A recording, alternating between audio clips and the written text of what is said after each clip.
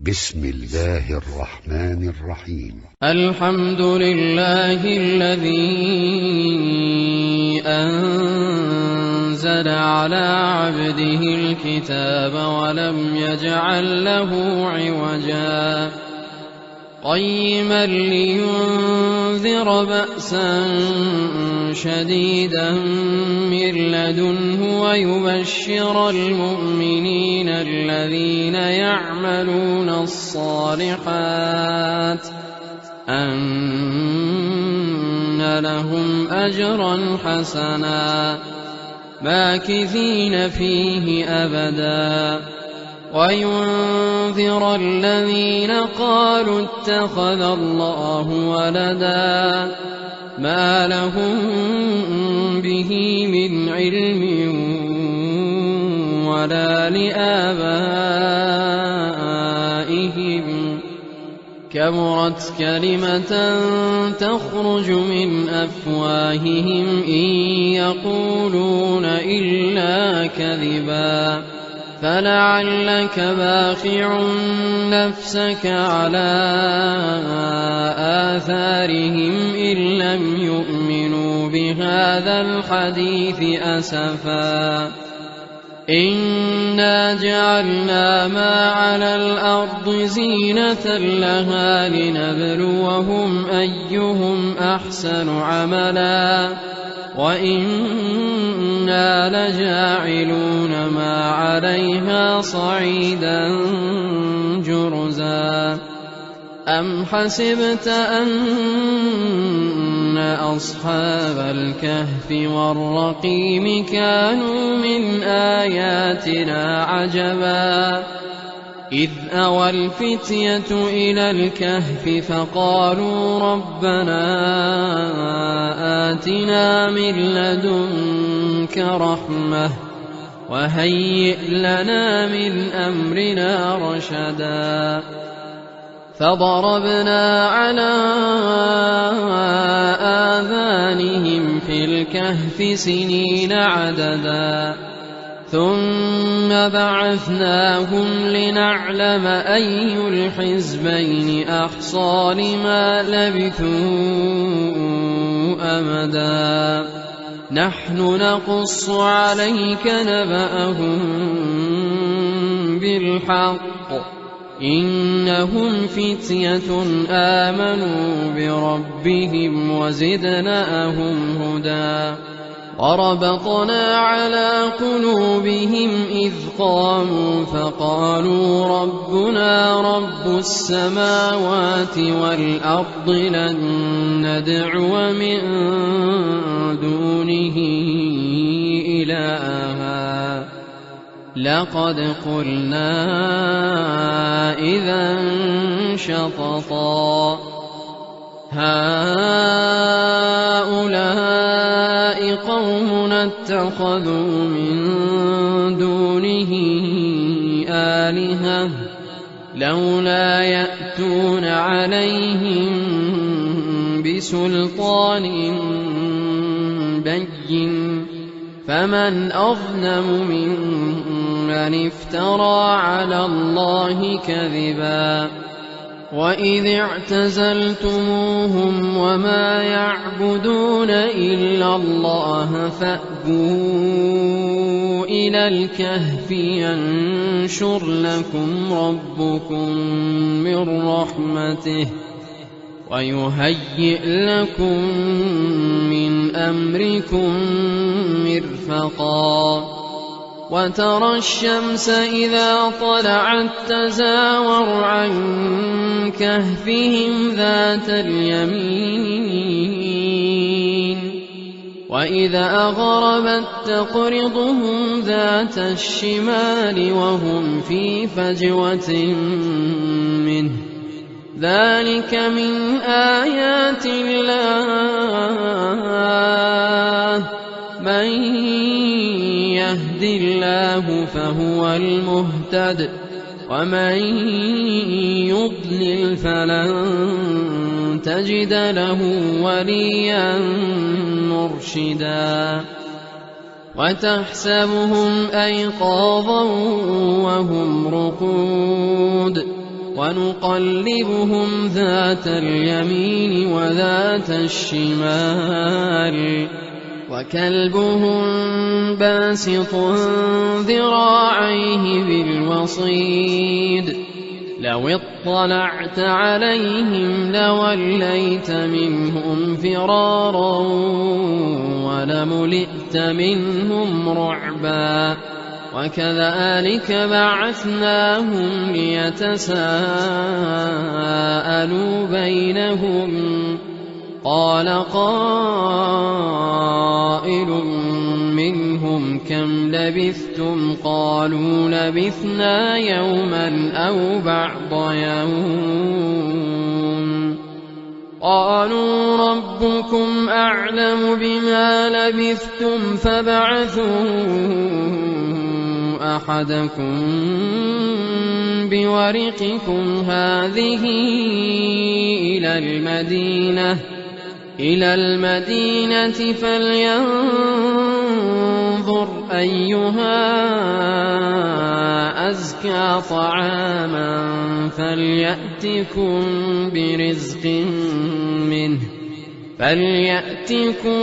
برزق منه وليتلطف ولا يشعرن بكم أحدا إنهم إن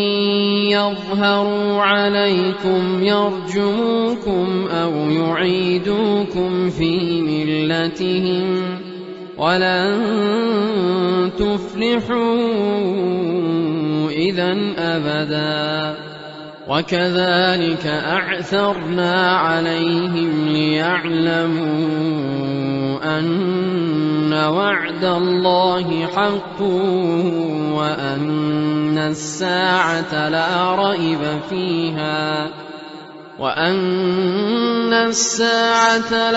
ريب فيها إذ يتنازعون بينهم أمرهم فقالوا ابنوا عليهم بنيانا ربهم أعلم بهم قال الذين غلبوا على أمرهم لنتخذن عليهم مسجدا سيقولون ثلاثة رابعهم كلبهم ويقولون خمسة سادسهم كلبهم رجما بالغيب ويقولون سبعة وثامنهم كلبهم قل ربي أعلم بعدتهم ما يعلمهم إلا قليل فلا تمار فيهم إلا مراء ظاهرا ولا تستفت فيهم منهم أحدا ولا تقولن لشيء إني فاعل ذلك غدا إلا أن يشاء الله واذكر ربك إذا نسيت وقل عسى أن يهديني ربي لأقرب من هذا رشدا ولبثوا في كهفهم 300 سنين وازدادوا 9 قل الله أعلم بما لبثوا له غيب السماوات والأرض أبصر به وأسمع ما لهم من دونه من ولي ولا يشرك في حكمه أحدا واتل ما أوحي إليك من كتاب ربك لا مبدل لكلماته ولا تجد من دونه به ملتحدا واصبر نفسك مع الذين يدعون ربهم بالغداة والعشي يريدون وجهه ولا تعد عيناك عنهم تريد زينة الحياة الدنيا ولا تطع من أغفلنا قلبه عن ذكرنا واتبع هواه وكان أمره فرطا وقل الحق من ربكم فمن شاء فليؤمن ومن شاء فليكفر إنا أعتدنا للظالمين نارا أحاط بهم سرادقها وإن يستغيثوا يغاثوا بماء كالمهل يشوي الوجوه بئس الشراب وساءت مرتفقا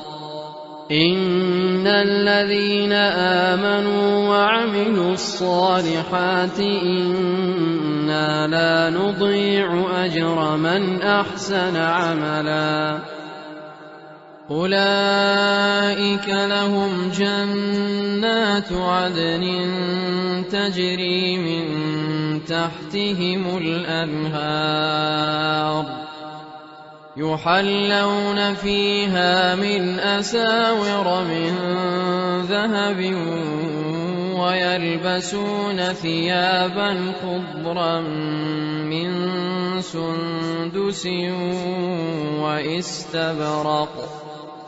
متكئين فيها على الأرائك نعم الثواب وحسنت مرتفقا واضرب لهم مثلا الرجلين جعلنا لأحدهما جنتين من أعناب وحففناهما بنخل وجعلنا بينهما زرعا كلتا الجنتين آتت أكلها ولم تظلم منه شيئا وفجرنا خلالهما نهرا وكان له ثمر فقال لصاحبه وهو يحاوره أنا أكثر منك مالا وأعز نفرا ودخل جنته وهو ظالم لنفسه قال ما أظن أن تبيد هذه أبدا وما أظن الساعة قائمة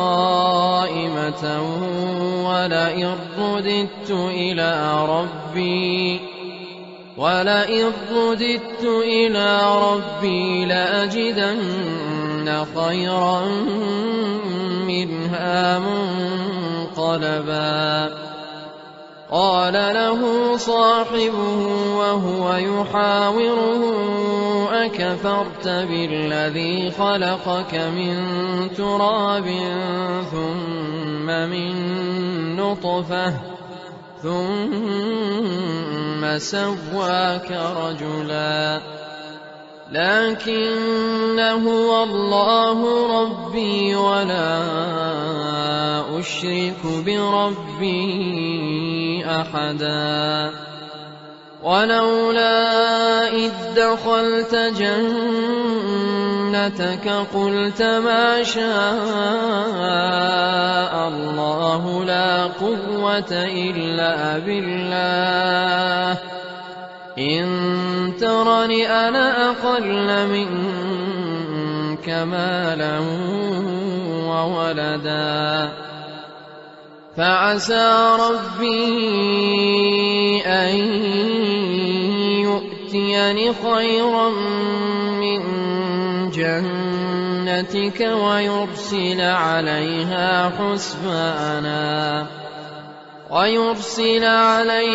حسبانا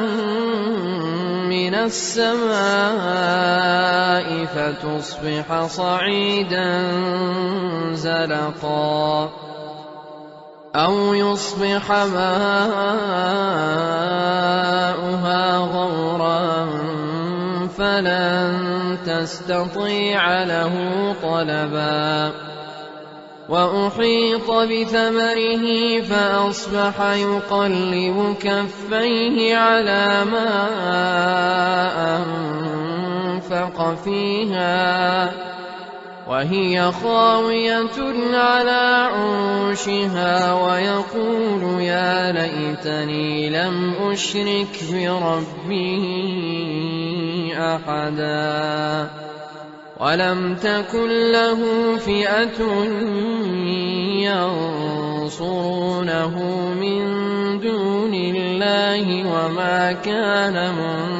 منتصرا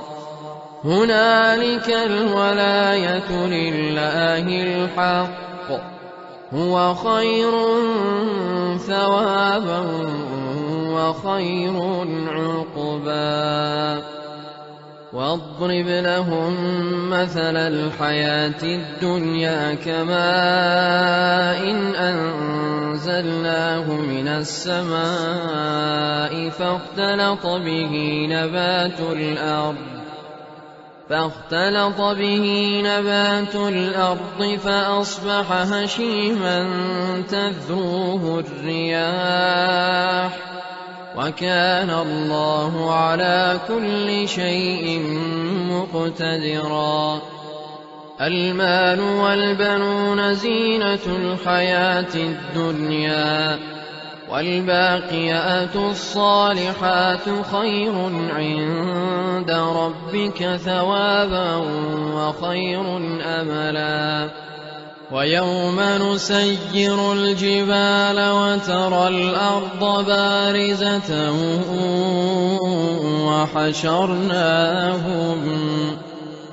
وحشرناهم فلم نغادر منهم أحدا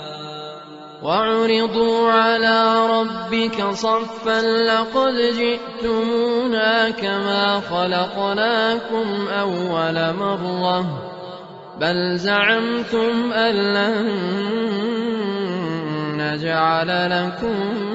موعدا ووضع الكتاب فترى المجرمين مشفقين مما فيه ويقولون يا ويلتنا ما لهذا الكتاب لا يغادر صغيرة ولا كبيرة إلا أحصاها ووجدوا ما عملوا حاضرا ولا يظلم ربك أحدا وإذ قلنا للملائكة اسجدوا لآدم فسجدوا إلا إبليس كان من الجن ففسق عن أمر ربه أفتتخذونه وذريته أولياء من دوني وهم لكم عدو بئس للظالمين بدلا ما أشهدتهم خلق السماوات والأرض ولا خلق أنفسهم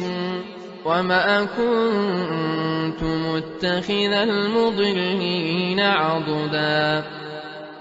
ويوم يقول نادوا شركائي الذين زعمتم فدعوهم فلم يستجيبوا لهم وجعلنا بينهم موبقا ورأى المجرمون النار فظنوا أنهم واقعوها عنها ولم يجدوا عنها مصرفا ولقد صرفنا في هذا القرآن للناس من كل مثل وكان الإنسان أكثر شيء جدلا وما منع الناس أن يؤمنوا إذ جاءهم الهدى ويستغفروا ربهم إلا أن تأتيهم سنة الأولين أو يأتيهم العذاب قبلا وما نرسل المرسلين إلا مبشرين ومنذرين ويجادل الذين كفروا بالباطل ليدحضوا به الحق واتخذوا آياتي وما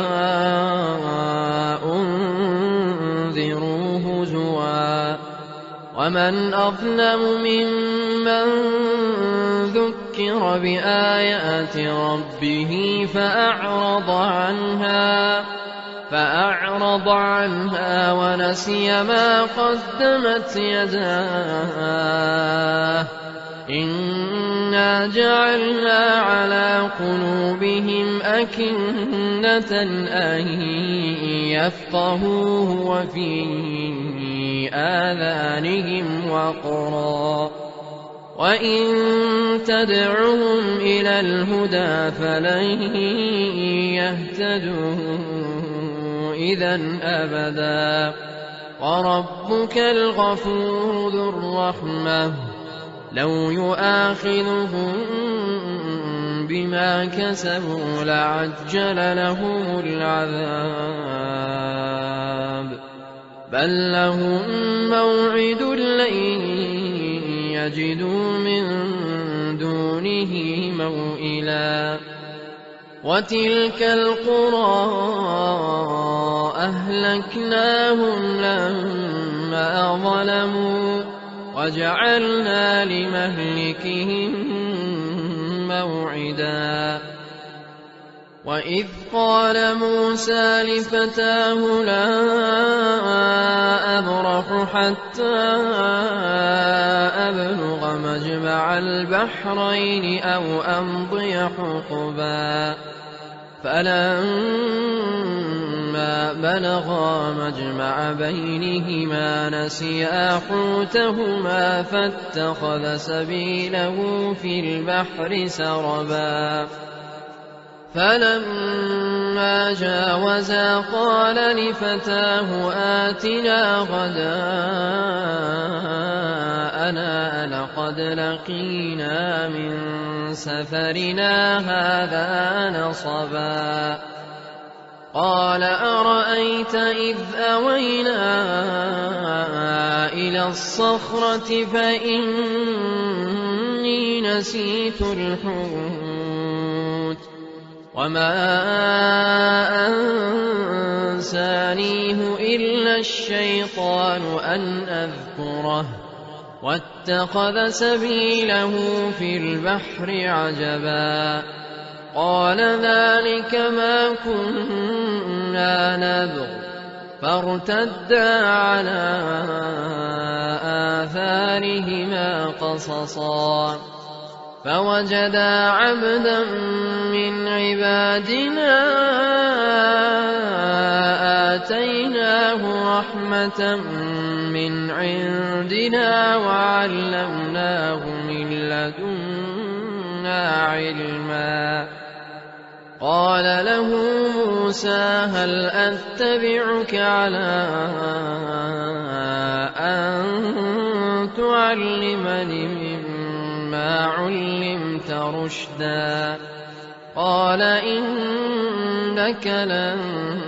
تستطيع معي صبرا وكيف تصبر على ما لم تحط به خبرا قال ستجدني إن شاء الله صابرا ولا أعصي لك أمرا قال فإن اتبعتني فلا تسألني عن شيء حتى أحدث لك منه ذكرا فانطلقا حتى إذا ركبا في السفينة خرقها قال أخرقتها لتغرق أهلها لقد جئت شيئا إمرا قال ألم أقل إنك لن تستطيع معي صبرا قال لا تؤاخذني بما نسيت ولا ترهقني من أمري عسرا فانطلقا حتى إذا لقيا غلاما فقتله قال أقتلت نفسا زكية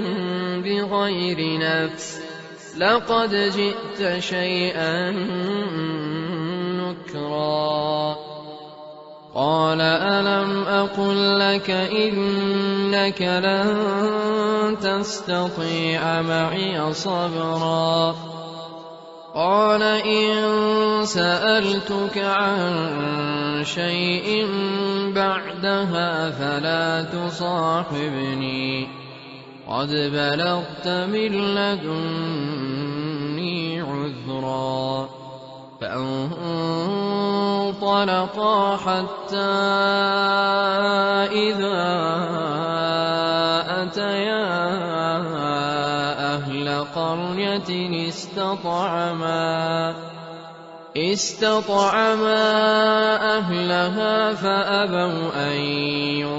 يضيفوهما فوجدا فيها جدارا يريد أن ينقض فأقامه قال لو شئت لاتخذت عليه أجرا قال هذا فراق بيني وبينك سأنبئك بتأويل ما لم تستطع عليه صبرا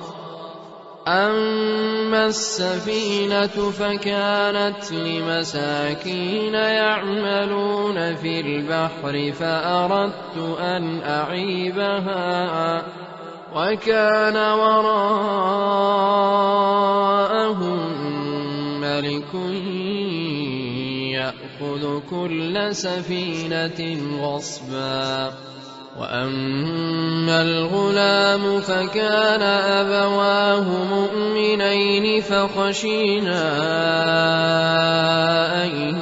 يرهقهما طغيانا وكفرا فأردنا أن يبدلهما ربهما خيرا منه زكاة وأقرب رحما وأما الجدار فكان لغلامين يتيمين في المدينة وكان تحته كنز لهما وكان أبوهما صالحا فأراد ربك أن يبلغا أشدهما ويستخرجا كنزهما رحمة من ربك وما فعلته عن أمري ذلك تأويل ما لم تسطع عليه صبرا ويسألونك عن ذي القرنين قل سأتلو عليكم منه ذكرا إنا مكنا له في الأرض وآتيناه من كل شيء سببا فأتبع سببا حتى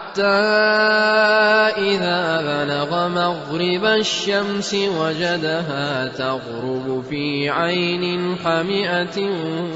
ووجد عندها قوما قلنا يا ذا القرنين إما أن تعذب وإما أن تتخذ فيهم حسنا قال أما من ظلم فسوف نعذبه ثم يرد إلى ربه فيعذبه عذابا نكرا وأما من آمن وعمل صالحا فله جزاء الحسنى وسنقول له من أمرنا يسرا ثم أتبع سببا حتى إذا بلغ مطلع الشمس وجدها تطلع على قوم لم نجعل لهم من دونها سترا كذلك وقد أحطنا بما لديه خبرا ثم أتبع سببا حتى إذا بلغ بين السدين وجد من دونهما قوما لا يكادون يفقهون قولا قالوا يا ذا القرنين إن يأجوج ومأجوج مفسدون في الأرض فهل نجعل لك خرجا على أن تجعل بيننا وبينهم سدا قال ما مكني فيه ربي خير فأعينوني بقوة أجعل بينكم وبينهم ردما آتوني زبر الحديد حتى إذا ساوى بين الصدفين قال انفخوا حتى إذا جعله نارا قال آتوني أفرغ عليه قطرا فما استطاعوا أن يظهروه وما استطاعوا له نقبا قال هذا رحمة من ربي فإذا جاء وعد ربي جعله دكاء وكان وعد ربي حقا وتركنا بعضهم يومئذ يموج في بعض ونفخ في الصور فجمعناهم جمعا وعرضنا جهنم يومئذ للكافرين عرضا الذين كانت أعينهم في غطاء عن ذكري وكانوا لا يستطيعون سمعا أفحسب الذين كفروا أن يتخذوا عبادي من دوني أولياء إنا أعتدنا جهنم للكافرين نزلا قل هل ننبئكم بالأخسرين أعمالا الذين ضل سعيهم في الحياة الدنيا وهم يحسبون أنهم يحسنون صنعا أولئك الذين كفروا بآيات ربهم ولقائه فحبطت أعمالهم فلا نقيم لهم يوم القيامة وزنا ذلك جزاؤهم جهنم بما كفروا واتخذوا آياتي ورسلي هزوا إن الذين آمنوا وعملوا الصالحات كانت لهم جنات الفردوس نزلا خالدين فيها لا يبغون عنها حولا قل لو كان البحر مدادا لكلمات ربي لنفد البحر قبل أن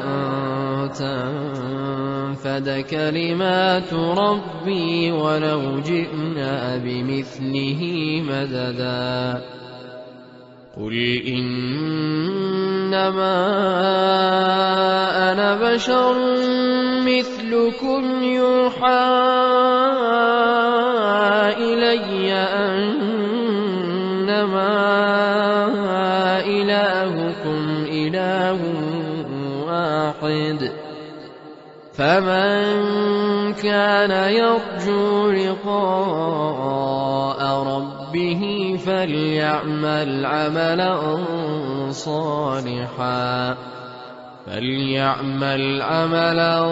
صالحا ولا يشرك بعبادة ربه